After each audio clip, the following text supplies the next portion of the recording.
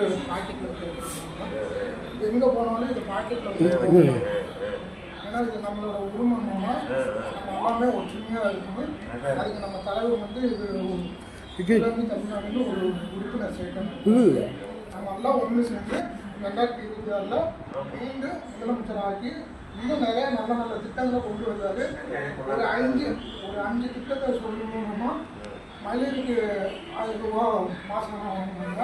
அதே போல் மகளிருக்கு 20 இலவச பேருந்து, அதே போல் புதுமை திட்டம், தமிழ் புதுமை திட்டம், இது மாதிரி நிறைய கால திட்டம், இது மாதிரி நிறையா கொண்டு வராங்க. அதே போல் பார்த்திங்கன்னா அமெரிக்காவில் நம்ம திட்டத்தை வந்து கொண்டு வராங்க.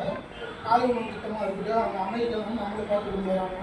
அதே பிற மாதிரி அதே அடுத்த பாஜக ஆளும் மாநிலத்திலையும் நம்ம தேர்தல் வாக்குறுதிகளை என்ன சொல்லணுமோ இப்போ மகளிருக்கு 1000 ரூபா கொடுக்கணும்னு சொன்னால் அங்கேயும் 1000 ரூபா கொடுக்குறேன்னு பிரச்சாரம் செய்கிறாங்க.